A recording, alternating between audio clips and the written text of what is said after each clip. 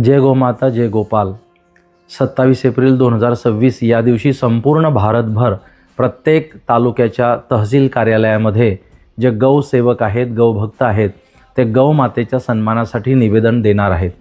या राष्ट्रामध्ये राष्ट्रमाता म्हणून गौमाता घोषित व्हावी, गौवंश कत्तल पूर्णपणे बंद व्हावा आणि गौमातेचा या राष्ट्रामध्ये सन्मान व्हावा.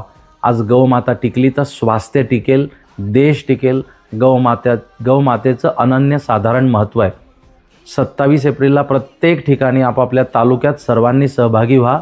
उद्या यावल तालुक्यात यावललासुद्धा तहसील कार्यालयात आपल्याला सर्वांना मिळून निवेदन द्यायचं आहे.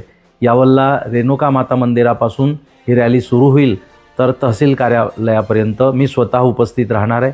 आपण मोठ्या संख्येने यावल तालुक्याच्या सर्व गौसेवक आणि गौभक्तांनी यासाठी उपस्थित राहा आणि आपापल्या तालुक्यात जिथे जिथे आयोजन आहे तिथे तिथे सर्वांनी सहभागी व्हा असं मी निवेदन करतो. आणि गौमातेची सेवा करायची ही सुवर्ण संधी आहे, याचा लाभ घ्या.